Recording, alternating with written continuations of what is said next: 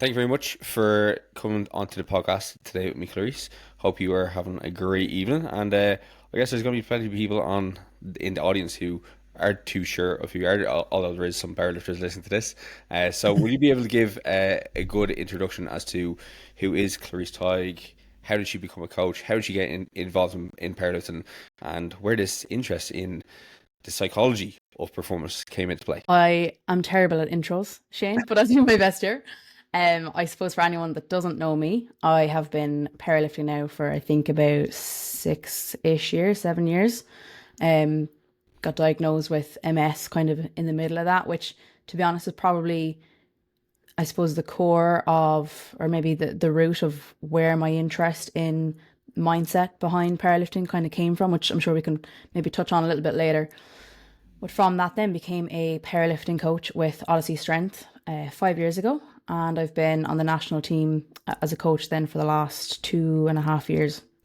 So it's Mm. been, obviously, there's been a lot of, it's been quite a journey, I would say, over the last, 6 or 7 years. And as I said, my key thing with coaching, I think, I was always very much in tune with mindset.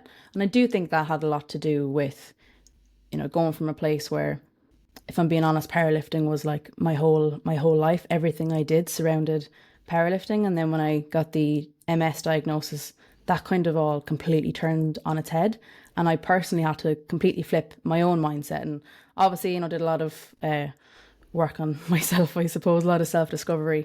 But that's where I think I kind of led from as a coach then, was very much human first, athlete second. And that's kind of been my mantra as a coach since day one, really. And yeah, with that, like I just wanted to, I knew I had an interest in it, and it's been, I would say, hopefully one of my biggest strengths as a coach is having that kind of mindset behind it.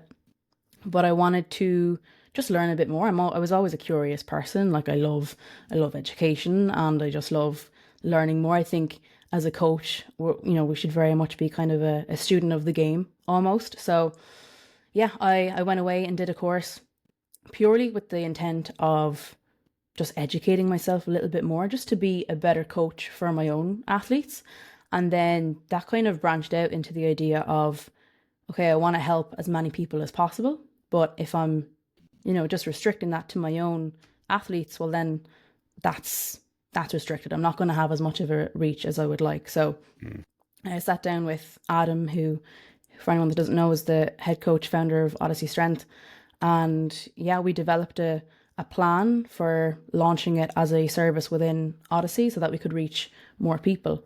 And we launched that then in, I think it was August of 2024. And with that, I've actually been able to quit my corporate job because I was a accountant before this. So yeah, I've quit the job. We're about 6 months into the performance mentality coaching, and it couldn't be going any better, thankfully, touch wood. And I'm working with the IPF now as a coaching instructor, kind of delivering material on that, try to help educate more coaches, just get as much info on the mindset behind powerlifting as possible, because I think it's something that over the last couple of years, and maybe social media had a role to play with it, but there's been a lot more emphasis on athlete mental health, and I think it's important. So very cool to see an organization like the IPF kind of take that on board and bring that into those coaching courses. Mm.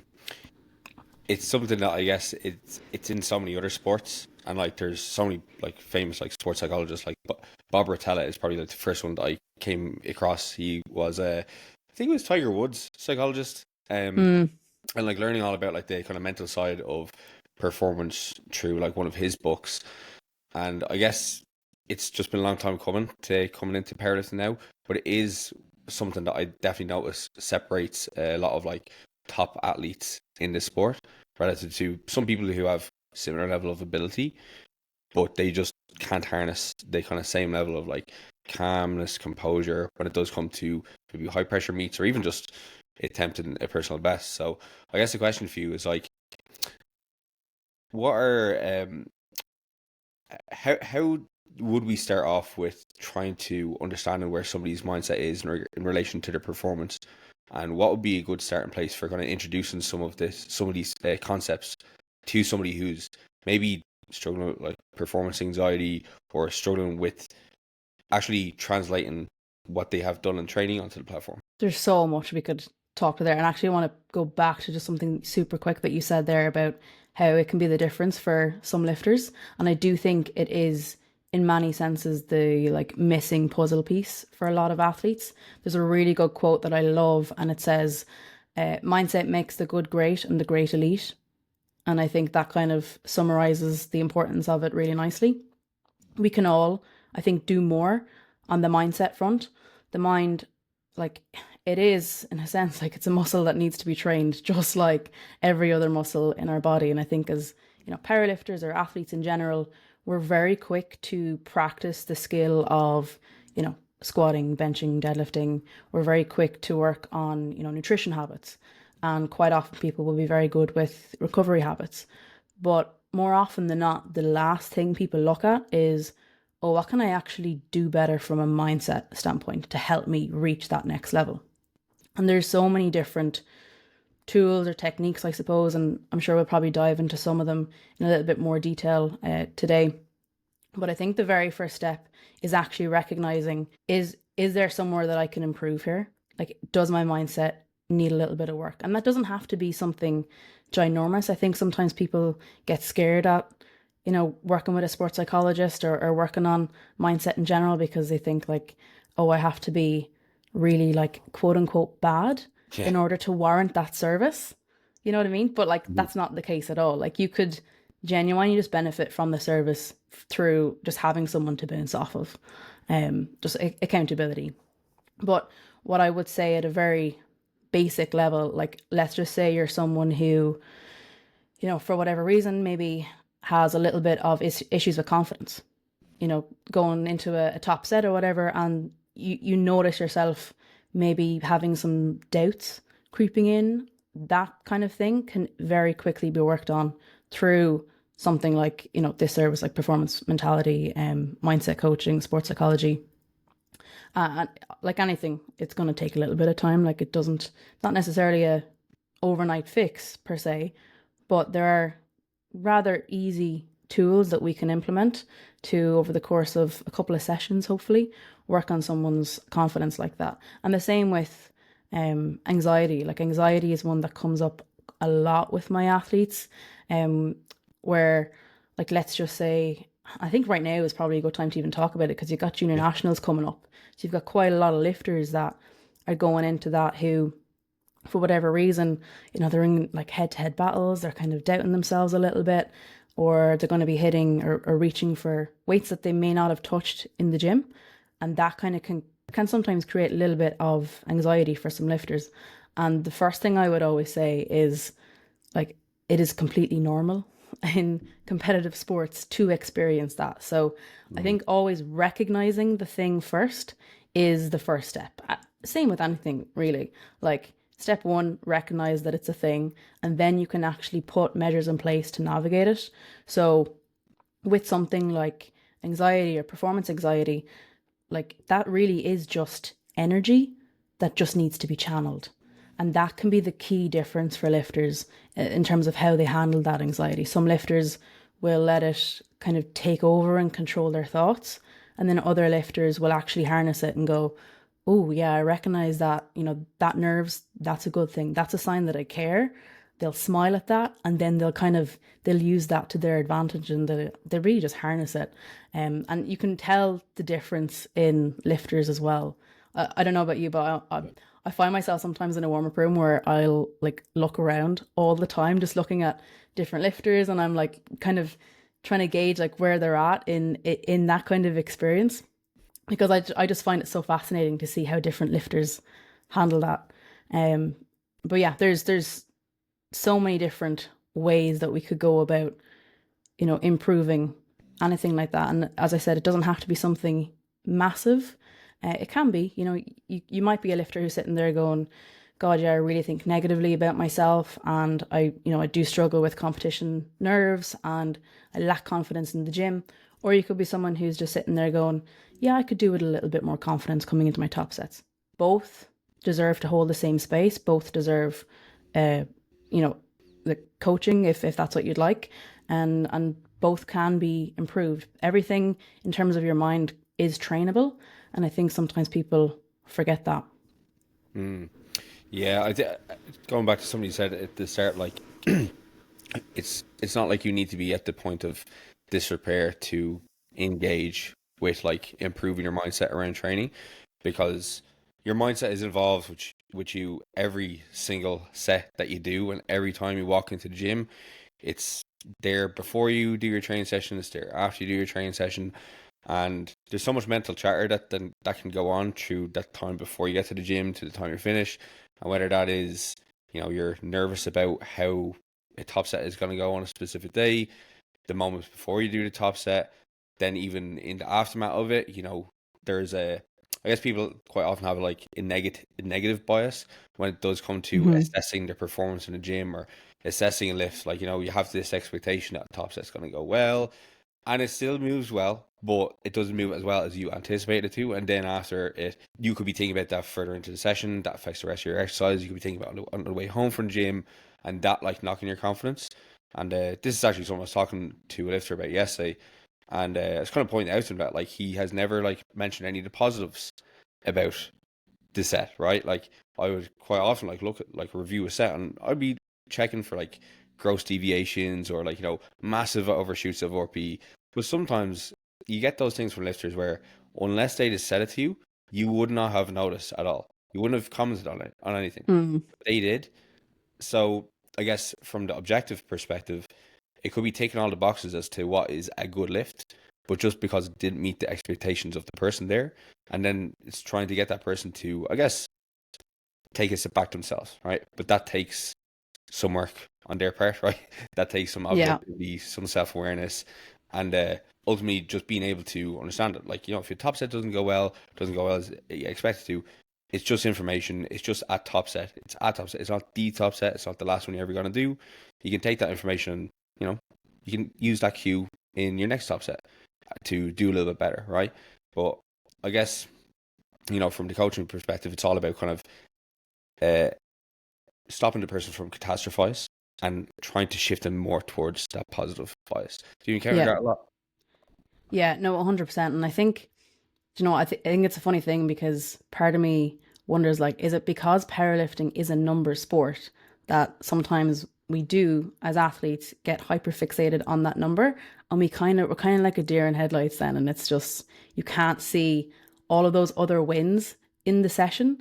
You're just focused on the weight, and if it didn't move how you wanted it to move, you're like, oh, that's it. It's all over. I'm cooked. And lifters can catastrophize that instead of actually taking a step back and going, God, well, that RP actually moved better than the last time I touched this weight. Or, I wasn't feeling great. Externals are quite tough and I still did the thing. Yeah. I think we can kind of get lost in that a lot. But that is, as you said, that is a skill that can be developed, and something that I personally find quite helpful in those cases is I actually will reflect on my own training daily, even sometimes during the set itself. So if a set hasn't gone fantastic, I will do my damnedest to still recognize two wins, just two. And some days I can't recognize two, but I'll still recognize one. And I think that skill of just recognizing those small wins, that's going to stack up over time, and that's going to kind of keep a lifter in this like process oriented space, which is ultimately where most of us need to be for long-term performance. But it is hard, and it is normal. Like I don't want anyone listening thinking, God, if I catastrophize in the session, that's not normal. It is normal because we care about the thing that we're trying to do, and that's caring is never a bad thing. But what's important is not to attach your own self-worth to the number on the bar or to how that bar moved, but rather taking a step back and going, yeah, I'm actually proud of myself for giving that a go. Didn't move quite how I wanted, but I'll have another opportunity to give it a whack, and I'm happy with the, maybe you're happy with the positioning or just the overall patience in the lift or whatever the case is. Like there is always a win to stack, in my opinion. Mm-hmm. So that can be just super valuable. That one skill, even of itself, if that's the only thing people took from this podcast, stack the small wins. Mm-hmm. Yeah, big time. And like, I guess it's trying to come at it from a there can only be winning and like losing is only learning. Like type mentality can be quite useful too. Because like even like in a competition prep, right? It's obviously not advisable or like maybe not like the best thing if you're missing a lift, like you miss a big top single or something like that close to competition. Um, but if you do, it does kind of teach you something, right? Like you could come at it from the lens of the person who is like a little bit too cocky and making too big load jumps than what they are kind of meant to be doing. This is teaching them that okay, you're not Superman, you are human, and you do also have to kind of take into consideration what your recovery is like, the expected rate of progression. Maybe this is a kind of lesson you learn early on, right? But it is still just it's a lesson, right? Whereas you could also view that as the worst thing that could happen, and now you can't you back out the competition, right? Or in the context of somebody missing like a set during like the middle of a block, okay, this is a good opportunity for me now to calibrate like my RPE, for example, right? So Yeah. you're trying to take these things that could be perceived as a terrible thing as something that will ultimately help to spur you on. And like I think most kind of coaches will kind of nudge you in that direction versus like say that was like that was terrible, like we need to strip everything back to the bar, like you have to earn the right to go towards these loads, because that is definitely not going to inspire like more confidence in the person, right? That's going to probably detract from their ability to make decisions by themselves. And ultimately we're trying to create athletes who can make decisions for Yeah. themselves and again be more self-aware about the decisions that's going to be most practical for their ability to perform and get better at powerlifting, right? Yeah, 100%. I always say all data is good data. So, as you say, like if the lifter has, for whatever reason, failed the lift, we can look at the why. Was it a confidence issue? Was it a ego issue and they loaded too much? Was it a technicality? Like there's always something to learn. And I think the best athletes are the ones that are willing and open to learning. What could they have done better? Why did things go a certain way? How can I improve? And especially if it was like a technicality or something inward, having that ability to look inward is, in my opinion, what makes some of the best powerlifters. Mm-hmm. Well, one thing you actually mentioned when you were talking about looking at people in the warm-up room was you're kind of describing like essentially like the flight or fight response that people are going to have when they're kind of preparing for like a big lift. And one thing that I guess one other part of that is like the freeze response, right? So Mm. channeling the energy, as you mentioned, it can be used for that like a big RP10 attempt that you're going to do on the platform, or it can be getting out to that weight that you know it's going to be grind, but also all of a sudden you get to the very bottom of the squat and you freeze like and you just don't try and you just give up, and you see this as well with people who maybe haven't kind of dialed in with the likes of their mental prep. So with that, what would be some like I guess regulation strategies for channeling that energy to like make that rep that person might be missing out on, because they're probably letting that nervous energy get the better of them, cause that mental chatter to just like be uncontrollable, and then all of a sudden they're just not able to perform when it matters most. Yeah, what probably is the best way for me to explain this is actually just comparing two lifters. So Okay. Bobby Butters and Jorans, I think, are two of the some of the coolest lifters to watch, especially internationally, because you can see like obviously they're both incredible lifters, but they have total different mental approaches.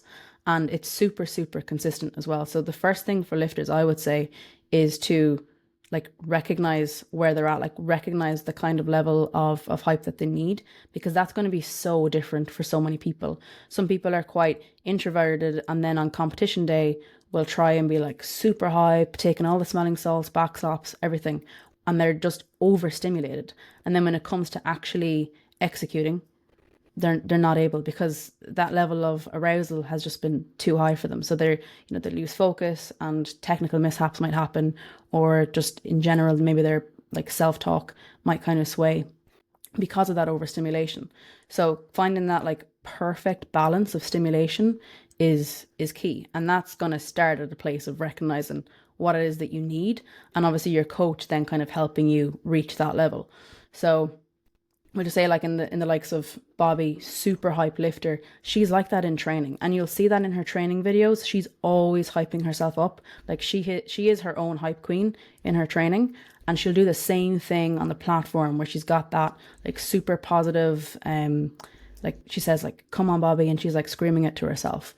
So there's a lot of dialogue that's happening there, and that's her putting herself in that place of that like peak level of arousal that's needed. So there's, I mean, the theory, for anyone that wants to look it up, is a inverted U theory, and that's kind of showing the balance between arousal and performance.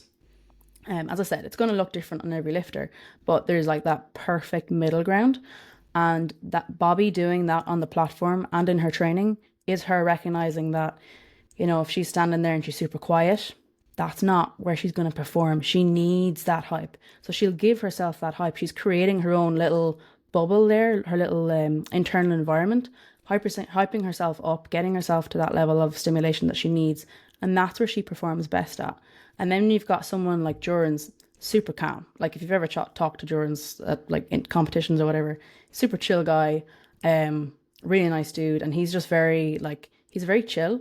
And I think sometimes how we are off the platform can be how we are on the platform. And that very much showed at Worlds last year, where he literally asked the crowd to shush.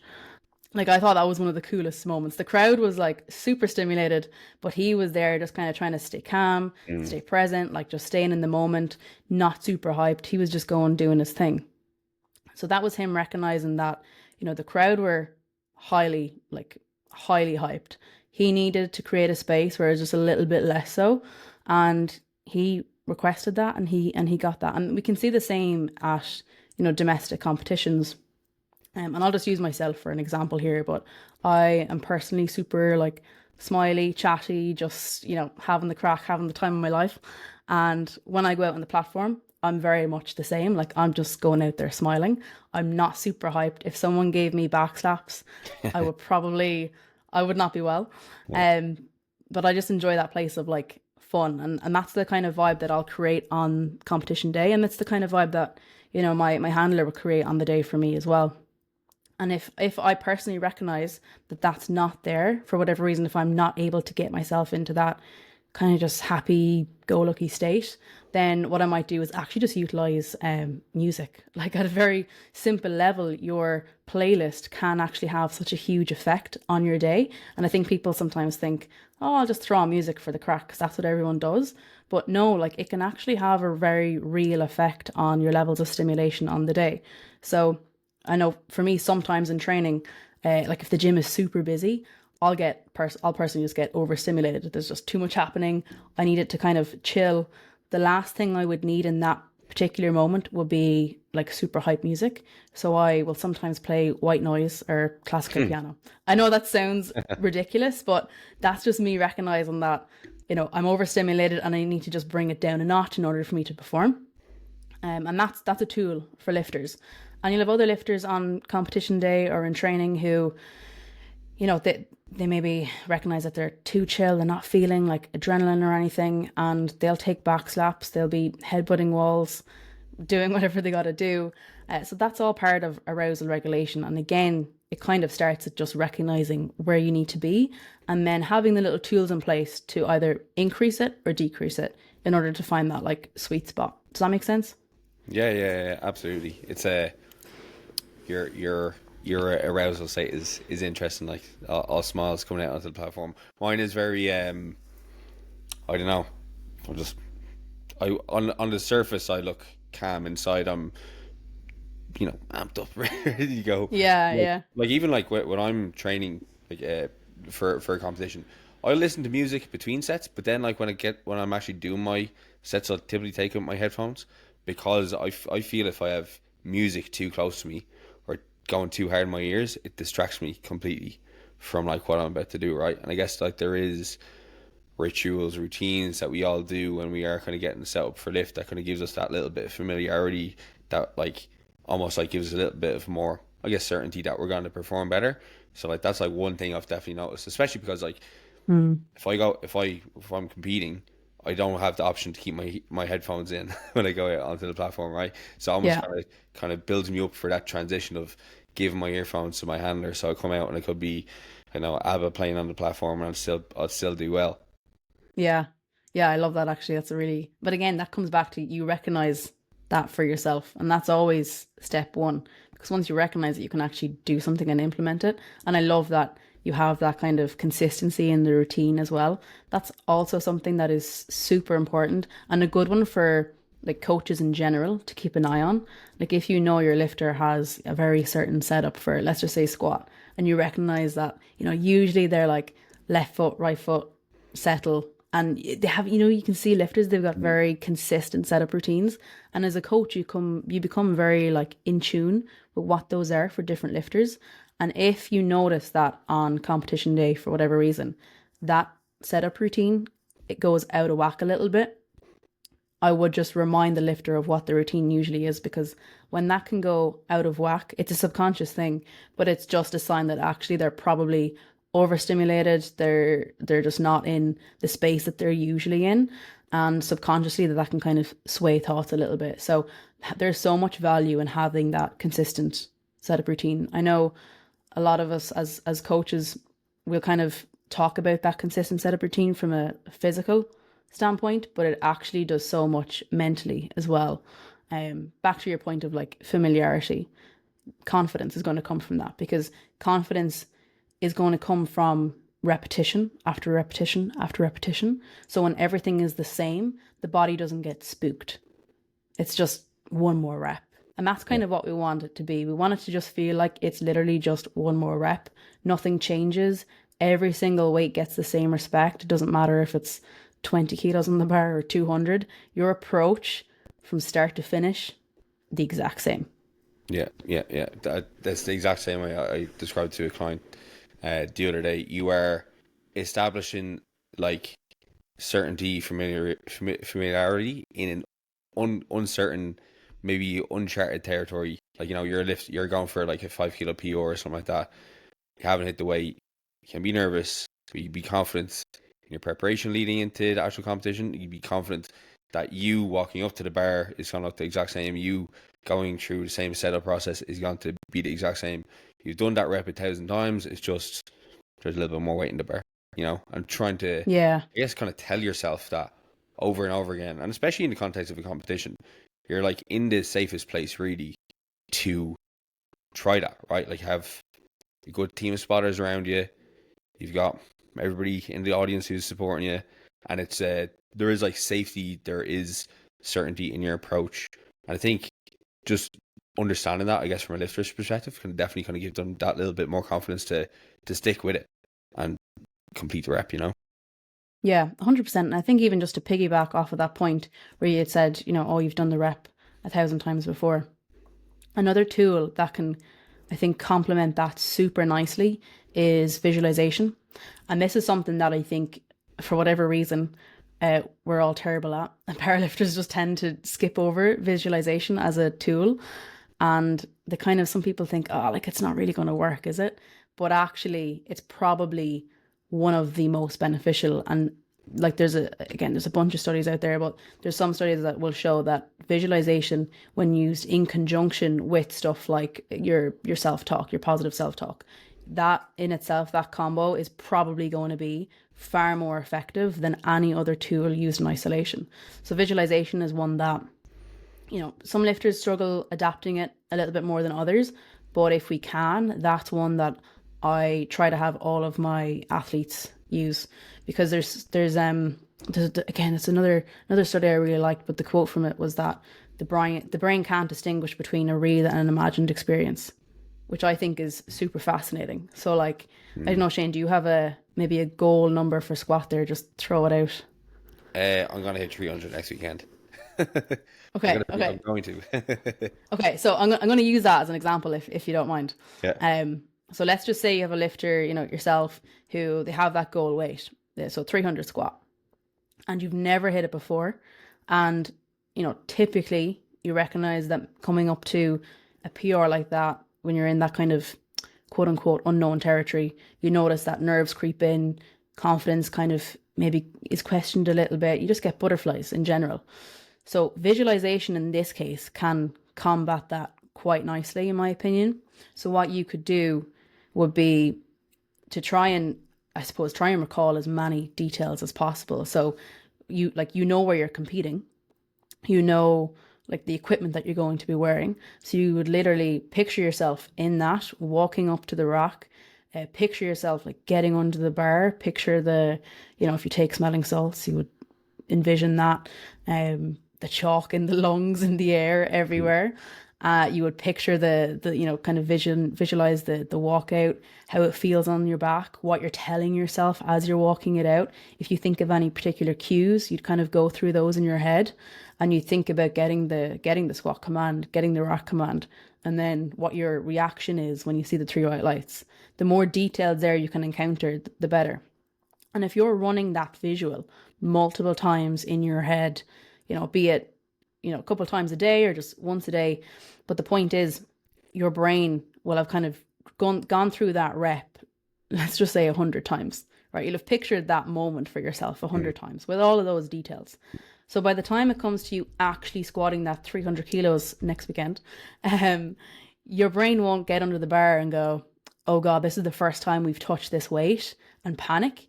Instead, it'll be in a place of, this is literally just another rep, and we'll execute it the same way we have before. Does that make sense? So there's a lot of power, I think, in recognizing that. Like, as I said, the brain can't distinguish between a real and an imagined experience. So if you can really, really harness visualization as a tool, I think that can be a massive key sometimes for lifters to really fully unlock their, I suppose, full potential as it relates to mindset. Yeah, it's that like first person visualization, isn't it? It's like you're looking through your own eyes at you going through that experience. And I think like one thing that I've heard people say kind of against this is, oh well, I can't see myself like squatting that 300 kilos because I've never done it. But it's like, but you've done every other part of the process, right? Like you've had a heavy 100 max attempt on your back before. You've strained through the sticking points, and you've overcome it, right? You know what that feeling feels like. You don't necessarily need to like imagine the exact amount of plates in the bar, but you just need to kind of tap back into that experience. And if you, of course, you can maybe kind of visualize the actual plates where it might help, but like bring yourself back into that mindset, and again, recalling all the times you've been successful, I think can be quite helpful too. All the times that you have hit that squat, all the times you've hit 100 max, and like the feelings of elation after. And another thing I will often say to people when it does come to maybe kind of working towards these kind of top end weights or PBs, things they haven't hit, it like in the context of a powerlifting competition, like as a handler or coach, you're never going to load something for the person that you don't believe that person's going to get, or something that's going to be far outside that person's capabilities. You're not going to all of a sudden just like, I know you haven't hit 20 kilos above your 100 max before, but we're going to load it anyway, like, just to see. So the person has kind of like earned that right to load that weight. They've proven that they can hit close to it. And I guess like that's something there that can instill confidence in somebody, that it's not going to be loaded just for the sake of loading it. It's loaded from a place of confidence. Again, I think that takes part work from our perspective as coaches to instill some of that confidence in the lifter themselves. Yeah, 100%. Like I think as coaches, we can actually affect so much with our lifters, and we do act in an informal sense. We almost act as sports psychologists, especially on competition day, when the work is done in terms of the physical stuff, and it is really about handling their emotions on the day to try and help get the most out of them. But what you said there with regards to like looking back at the last time you done a rep that was a PR, that's also super, super important. And that's actually something that when it comes to competition week, I'll have my clients do.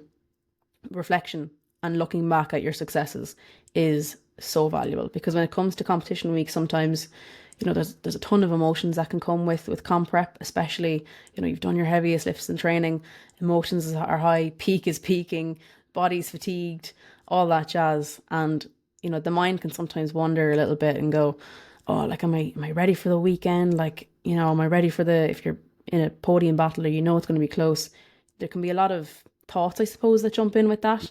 And in those times, it is especially important to just take a step back and reflect. And I don't know if many people have like a journal or anything for lifting or just in general for themselves. Or even, I know a lot of lifters nowadays will have like Instagram, like training logs. All of those super useful tools to just look back at where you were this time last year, or the last time you had, a big competition, or even just the last PR that you hit. Like, just look back on your past successes. Anytime you have doubt creeping in, look back on it. Look back at the things that you've achieved. Doubt is ultimately, unfortunately, going to creep in for all of us. Like, I think the first step to navigating doubt is actually to recognize that we're all going to unfortunately experience it. It's all part of sport. But again, the same kind of in a similar manner as, anxiety. It's a case of recognizing it and then not letting it steer the ship. Like, you really do have to remember that as an athlete, you steer your own ship and you are in control. And whilst those thoughts might be hard to control, you can control them, and you can train yourself to control them better. So in the case of doubt, alongside that kind of skill of just like a very simple thing of just looking back at your prior successes, we could also jump to positive affirmations and just positive dialogue. Like, if you're telling yourself going into the competition, oh, I'm not going to hit X, Y, or Z, I'm not gonna feel strong, things aren't gonna go the way I want, then chances are you're probably going to manifest that. You know what I mean? Like, you can't be going into it expecting the worst. You have to go into it expecting, in a sense, just the best. Like, expect the most that you can do, like, and trust your process. And with that, like, positive dialogue, I think sometimes that spooks lifters a little bit because they don't know what exactly that might look like. But the thing with it is, it can be anything for the lifter. Again, the same way with like the physical side of powerlifting training, it's so individual. So for some lifters, positive dialogue could literally be, come on, Shane, let's go. Do you know what I mean? Like that, it could literally be that simple. And for others, it could be, okay, deep breaths, strong, confident. And for others, it could be a whole sentence. Like, it can literally look so different for different people, but it is important to kind of have those, like, that sentence or two sentences or quick words that resonate with you as a lifter, and you utilize them not just on competition day. I think that's sometimes where people make the mistake where they'll only use these skills on comp day or try to implement them on comp day. But you have to remember, in the same way, you wouldn't just rock up to a powerlifting competition having never done SBD, and you wouldn't change your nutrition all of a sudden on comp day. You wouldn't just change your mindset on comp day. Like, you really do have to practice those skills in training, in the run up to competition and thereafter. But the thing with the doubt, just to go back to it, is try and, if you can, pick a couple of like positive dialogue for yourself and use that, because the more you're flooding the brain with that positive thought, the less chance the brain has to kind of shimmy to a place of self-doubt. With going back to when you're mentioning about keeping the training journal, is there any prompts that you would kind of give to your clients for either tracking their thoughts either before the session or after the session? Yeah, I will always look at, like, what was your thoughts before your top sets? What was your thoughts after the top sets? What are you proud of from that day or that week? And then what do you want to work on? Or was there anything you're frustrated with?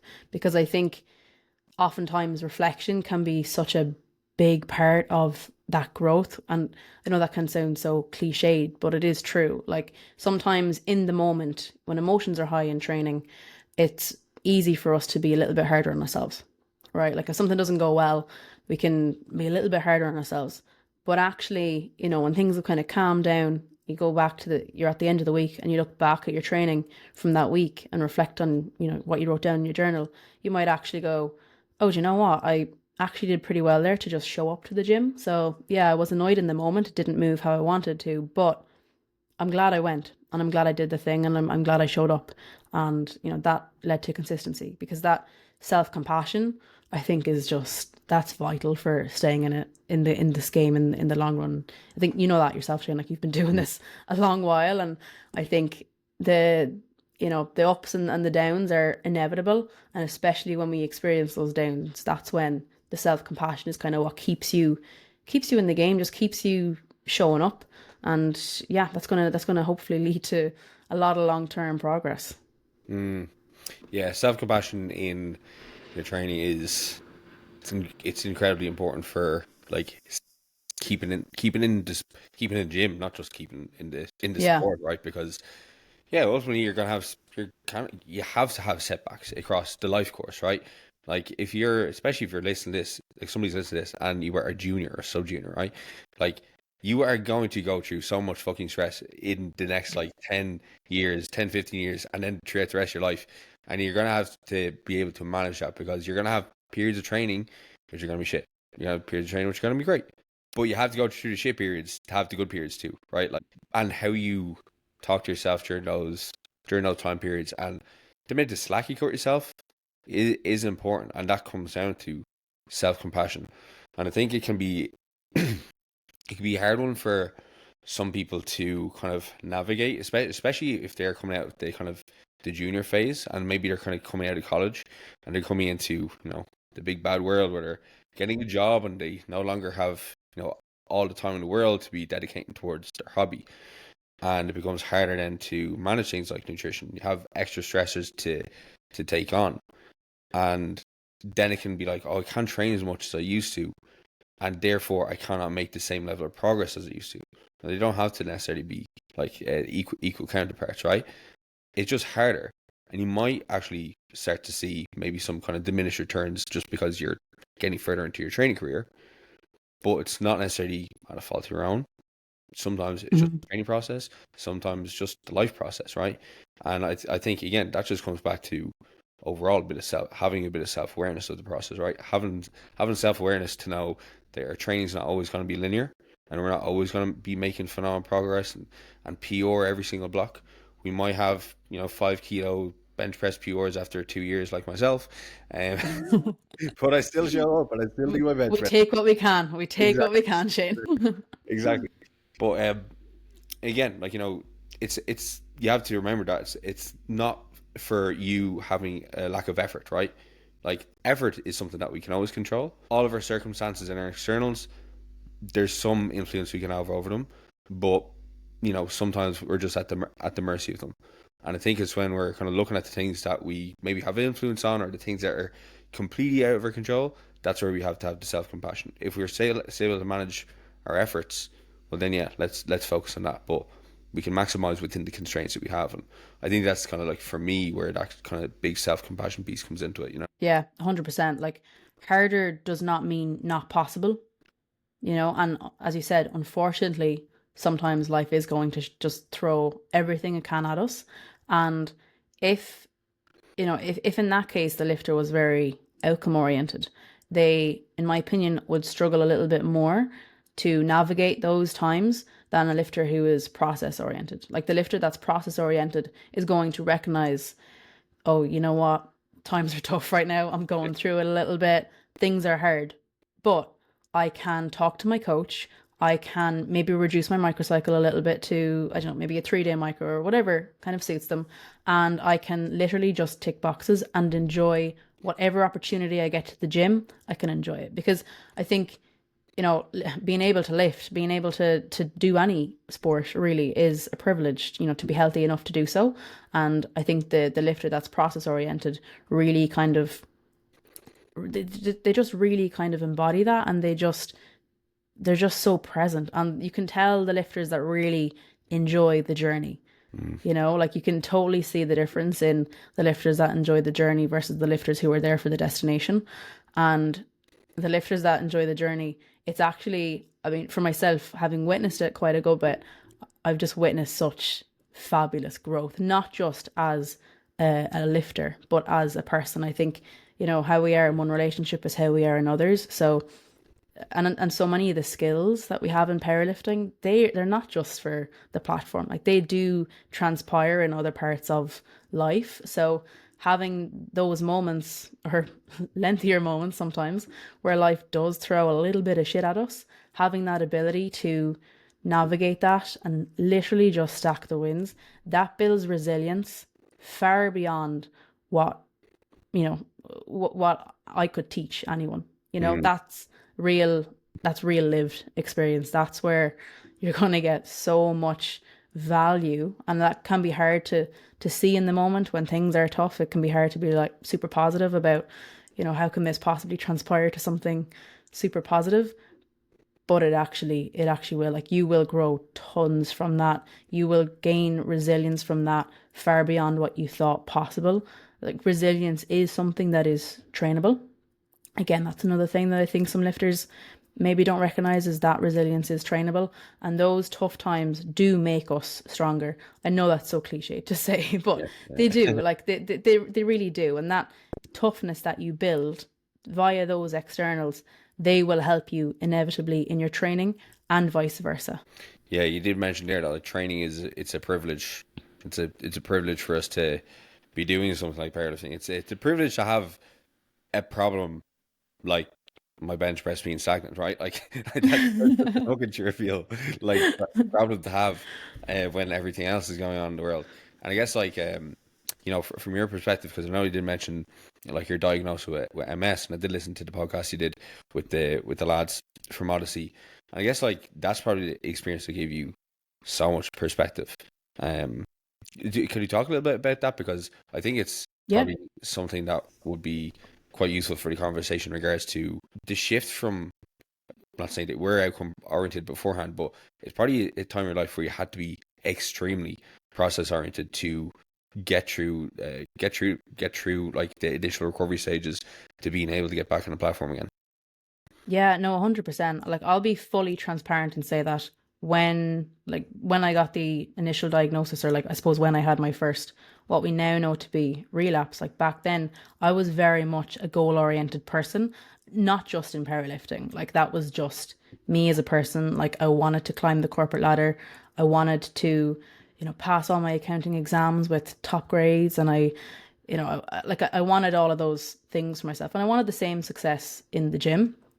And yeah, then I had, as I said, what we know to be my first MS relapse in, I think it was like February 2019 now. Honestly, I'm losing track of time as it goes on. But essentially what that looked like for me was complete lower body paralysis. So I couldn't feel anything lower body. I couldn't move it. I had zero control. I had to get help, being washed, going to the toilet, all of that. It was a super, not dehumanizing moment, but it was just a moment that made me go, oh shit, like this is real. And to be honest, even at the time, I think I was very positive about it. Like, I do remember joking and laughing with the nurses, and I look back and I'm like, that was definitely just a trauma response. Like, I was definitely just using humor to cope with that. But yeah, like like I had that full motor paralysis of the lower body for, I think it was almost a day. Like, it was an extended couple of hours before the medication like kicked in. And well, to cut a long story short, I was able to feel my legs again, kind of started the rehab process. They didn't at that time think that I had MS. They thought that I had a different neurological disorder, basically a once in a lifetime disorder. So from the medical point of view, I was like good to go, like nothing would ever happen again, fingers crossed. So I was, I suppose, okayed to go for physio and then eventually work my way back to powerlifting. So I did physio for, I think it was like 3 months, 3 times a day. Like, I was up at the crack of dawn. Every day I'd do my physio routine. I was super diligent with it. Like, I was so determined to get back under the bar. Like, I look back and I remember that kind of, it wasn't just motivation or discipline. This was like next level. Like, I need to get back under the bar. Like, there was such a longing for it, and it drove every single decision that I made in my life at that time. Was, okay, how can I get back training as soon as possible?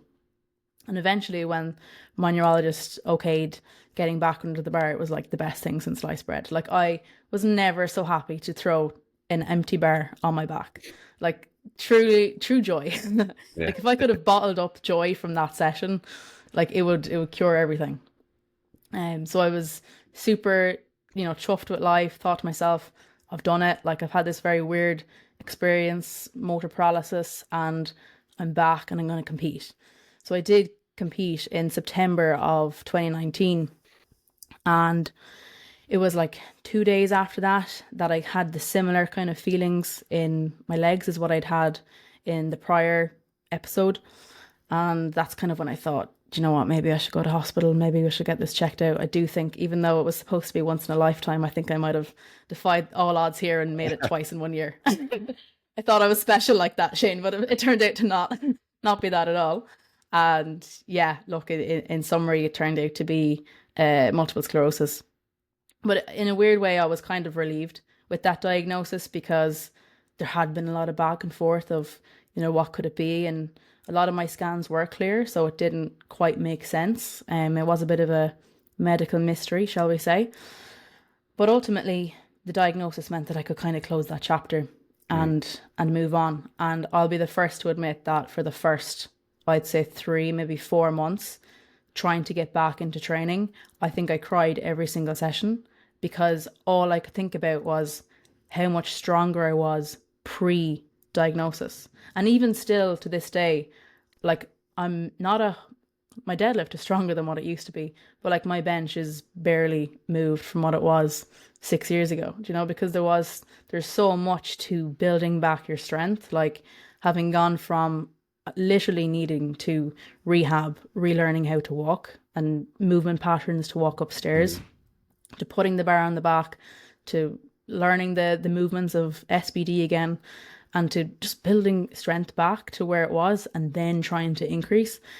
It was a lot, and it did kind of overwhelm me in those first, like, as I said, maybe 3-4 months ish back. I very much was in a place of like, will I just give up powerlifting because I'm not gonna be as strong as I was? And that was my mindset. And I'm not quite sure at what point did that flip for me, but I think I maybe just had I know I definitely had a few chats with my coach, but I was very stubborn, I think, with my thoughts on that until, yeah, maybe a year after, and I really recognized, you know what, I am disabled. That is a fact. I can't change that. So, and I can't control a whole bunch of things. Like, I can't control the fact that whilst I'm healthy now, that doesn't necessarily mean I'm going to be healthy in a year's time. Like, I could have another relapse. Unfortunately, that's just the nature of the disease that I have. So my mind just flipped to the place of, screw it. Like, why hyperfixate on what I was 2 years ago and what I could be or might be in 2 years' time, and instead actually just respect the fact that right now in this moment I'm healthy and I'm grateful to be healthy, and it is a privilege to be able to train. And that's why when I'm on the platform, I'm having the time of my life, because it did take 4.5 years for me to get back on the platform in January 2024. That was my first time back in 4.5 years. And that was like the best experience of my life. And so much went into that. A lot of people, they only see the 9 minutes or whatever on the platform, but my God, there is a whole journey to actually get there. So yeah, every time I get to the gym and I get onto the platform now, for the rest of my life, I'm going to be absolutely delighted and just grateful to be there and to be able to train, no matter what numbers I'm hitting. Like, I may never be the strongest person in the world, but I'll always be having the time of my life. So yeah, I think that probably, I went on a bit of a tangent there, but that's kind of where my mind is at with it now. And I do think having that healthy relationship with it, like, I know I'll be lifting when I'm an M4. Yeah. Like, that's where I'm at. Like, I want to be an M4 lifter. I want to be doing this for the rest of my life. And powerlifting actually helps me quite a lot as someone with MS, like physically. Like, obviously there's a lot of benefits. We could do a whole other podcast on the benefits of powerlifting for health, but it does help me personally, and keeps me, keeps me going, keeps me mobile, keeps me doing all that thing, and hopefully for the rest of my life as well. Yeah, no, that's it's super inspiring as well to like hear all that, because like, yeah, I'm sure there's people who are listening to this who, are having much more minor struggles when it does come to their lifting or to their motivation. And I know, like, it's not helpful to say to people, oh, well, like, there's people out there who have it worse than you. But at the same time, I think it does kind of give people perspective as to, like you were talking about the mindset there towards the end of, you're present when you're training, you're present when you're competing. You're not worrying about what could have been or what has been or what's in the future. So what's what can I do right now? Can I be the best powerlifter? Can I be the best athlete? Can I be the best coach, or whatever it may be? Can I be that right now? Because I think, yeah, like as we age, right? Like as we get to masters, are we going to be as strong as we are now when we're open? Probably not. Probably not. Probably not. But that doesn't matter, does it? Because hopefully we're still going to be turning up to the gym. Hopefully we're still going to be liking it. Hopefully we're still going to be as process oriented. And I guess there's, as you mentioned, plenty of other health benefits that you get from powerlifting, from strength training, that are not just related to the number of the bar, right? If we keep training until we're that age, we're still getting those benefits. We just maybe be, maybe we're losing 100 kilos just off, off the total. I don't have 100 to lose, Shane. You're all right. Yeah, but at that age, Yeah. God, like I think one thing I love about like masters lifters, and I guess it's probably just the wisdom you get as you get older, is like, they don't give a bollocks what total they lift really. Like they're just happy to be there. Yeah. There's like almost like no ego involved. Your ego decreases as the older you get, as the wiser you get, right? And Yeah. I guess that's perspective as well too, right? They have perspective that we don't have, so we're yet to share. And look, that's gonna be a journey itself getting there. Yeah, no, they are definitely a wealth of knowledge, but they do, I think, as you said, they embody everything that I think is powerlifting is about. And with that, the perspective and presence, the value of presence, like I cannot talk about it enough. Like lifters can fall very much into the trap of looking ahead, where who could I beat in 5 years' time? Like, will I be competing in Sheffield, or whatever the case is? There can be a lot of hyperfixating on the future, but there can also be a lot of fixating on the past, and in my own case, a lot of comparison to past self. And that's just, do you know what? That's just a lot of energy. That's a lot of mental energy that we use with thinking about all of that stuff, that instead we could just focus on right now. And the same can apply sometimes for like competition day.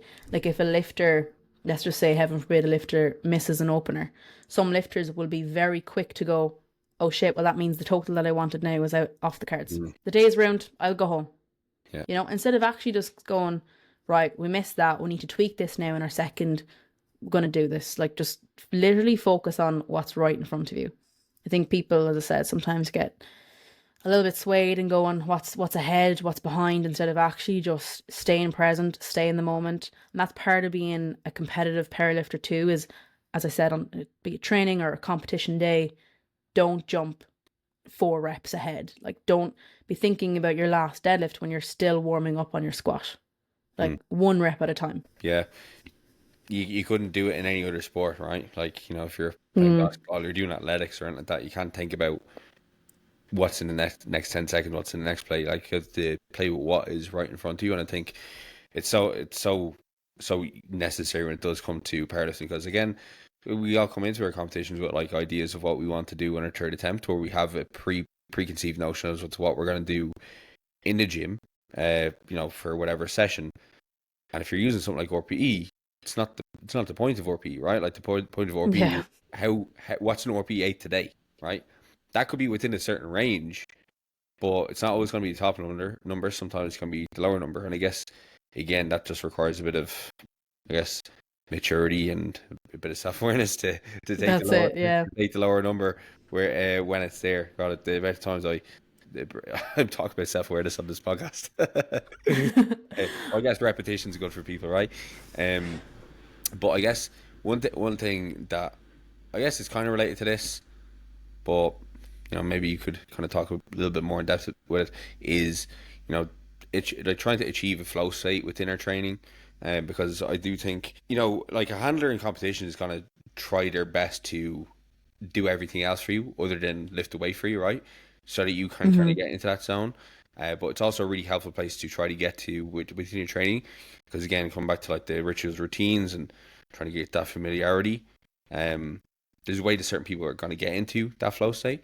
So I guess, what have you found to be some like effective techniques for people kind of creating that, and like how do you even define what flow state is? Yeah, like I think first of all, for me, flow isn't necessarily something that you can force. I think it's very much something that you kind of, like, you set the stage for through like just presence and process, which is pretty much kind of what we've talked about already. It's kind of all encompassing of the things that we've talked about, having, having the right environment. So like training wise, even just social group wise, having the right environment, let's say in your training, in your gym.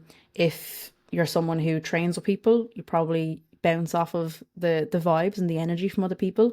Equally, if you're someone who trains alone, you can still create your own internal environment.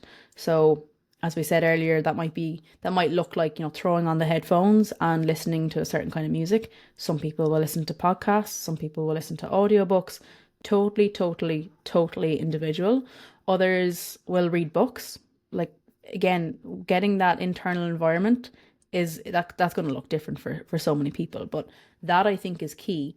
And not only that, but then making that consistent. So in the same way, you, for example, you take off your headphones before your top set, that's consistency, and that's a consistent process for you. So that's helping you achieve that state. I'm not sure, do you, like, personally, I don't know if you want to share, do you have any other like routines with your training? Because they're actually all creating that flow state that you're talking about. Do I have any other routines? I will quite often listen to, like, I listen to a lot of like more so mixes during when I'm training, just so I don't have to change the song. But I quite often listen to the same ones. And if I'm going through a prep, I'll typically listen to probably the same one a lot of the times during prep. But then on competition day, I'll listen to it again. So there is that. I guess I would have little things that I do as I'm approaching the bar. Like, it always, I put like the first, like my right hand on the bar first, and my left hand on the bar. Put the right leg under the bar when I'm doing a squat Yeah. at the same time. I will always, like, when I'm when I'm approaching deadlift bar, I always like flick my heels to my arse. Somebody said it's like I'm a dog trying to kick shit out from behind them. But, Look, whatever works, Shane. yeah, No judgment here. It's a safe yeah, space. yeah. I don't know how I came up with that one, but like it's just something I habitually do, and since then I've just always continued to do it. I will typically when it does come to actually just setting up for a lift, I try to make it from when I get my hands in the chalk bowl to when I'm going to like do lift. That from me put my hands in the chalk bowl to there, it's all business. But before that, I could be like, chatting, shooting shit with people, because that's like my kind of like signal that, okay, it's time to lock in now. It's about to happen. There's no backing out from this now, because I guess Yeah. my perspective is that like to get to the end result, I have to do the thing, right? I have to do the thing. There's no other choice but to get on the bar, even if it scares me, even if I am like a little bit afraid, I'm a little bit nervous.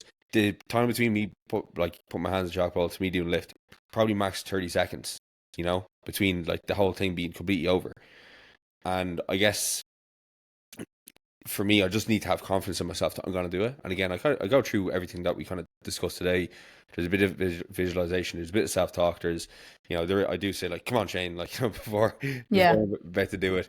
And again, just having that like ritualistic type setup that I'll do. And all of that just fuels a bit of confidence. And then just knowing that, I guess it's not the last rep I'll ever do, I'll That's generally be it. quite safe to do it. And it's just another one, like how many competitions have you done? I've done, I think this might come up to my 10th now. Oh, I don't think, I mean, I, bless me, didn't get that many done given the break with the MS, but Yeah. I did 2 last year. I think I did like 4. I did FPA days, so that was 8, maybe like 7, 6 or 7. I don't know, I'd have to check open powerlifting. But yeah, like I'm very much like that consistent now in the routines. Everything that you were saying there with the setup routine, I was like, yeah, tick the box, Yeah, yes, yeah. yeah. And like that's all process, and that's all a super important part of kind of creating that flow state for people. I think another one that maybe people don't think about too often is minimizing distractions. So our phone is our best Yeah. friend, but it's also our freaking worst enemy, I think. And a lot of people will sometimes get distracted during training by, scrolling through Instagram or, whatever the case is. So I do recommend, like, where possible, mute certain chats or just put your whole phone on do not disturb. I know obviously we need our phone for music and to record lifts, so obviously we need access to it. It's not realistic to say, oh, put your phone away.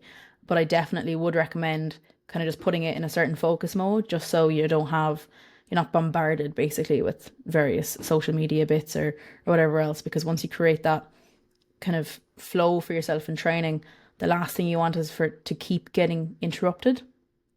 So, because that's ultimately going to break the flow, right? And flow state is no more. So I would say minimizing distractions.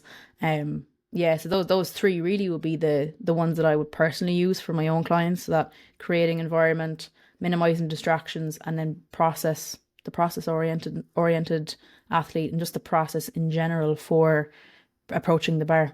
Everything stays the same.